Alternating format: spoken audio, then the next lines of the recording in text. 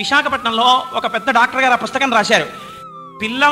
పిల్లవాడు ప్రసవం అవగానే అంత చీకటిలోంచి వెలుతురులోకి వచ్చినప్పుడు ఊపిరితిత్తులు, జీర్ణాశయం అన్ని పనిచేయని స్థితిలోకి వెడితే ప్రపంచంలో ఎక్కడా తయారు కానటువంటి ఒక ఆశ్చర్యకరమైన పసుపచ్చటి జిగురు వంటి పదార్థము భగవంతుని అనుగ్రహము చేత తల్లి యొక్క స్తన్యము నుండి స్రవిస్తుందిట.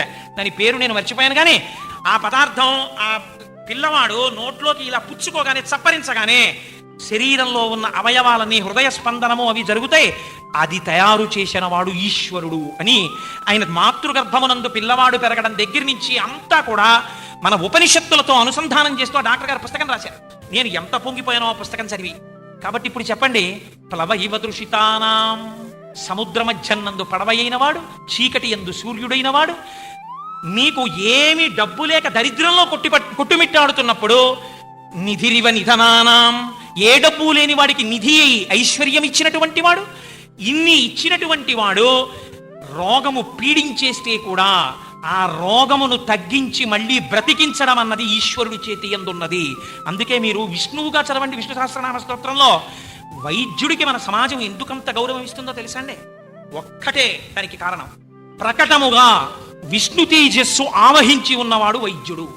వైద్యో నారాయణో హరి, వేద్యో వైద్య సదా యోగి వీర మాధవో మధు. విష్ణు సహస్రం స్తోత్రం చేసింది వైద్య స్వరూపం విష్ణువని. శివాభిషేక మంత్రాలు రుద్రనమక చమకాలు అన్నాయి. ప్రథమో దైవ్యోభిషగో అహీగశ్చ సర్వాం జంభయ సర్వాశ్చయాతు ధాన్య అంది. ప్రథమో దైవ్యోభిషక్, మొట్టమొదటి వైద్యుడు శంకరుడే.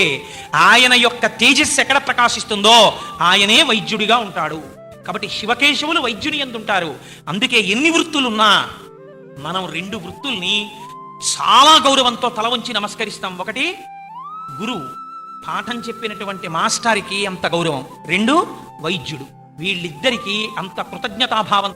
సుధాకర్ గారి కన్సల్టింగ్ రూమ్లోకి వెడితే ఆయన వెనకాతల ఒక బోర్డు చూశాను, ఐ ట్రీట్, హీ క్యూర్స్. ఎంత గొప్ప మాట చూడండి. నేను వైద్యం చేస్తాను, మీ రోగం నయం వాడు చేస్తాడు.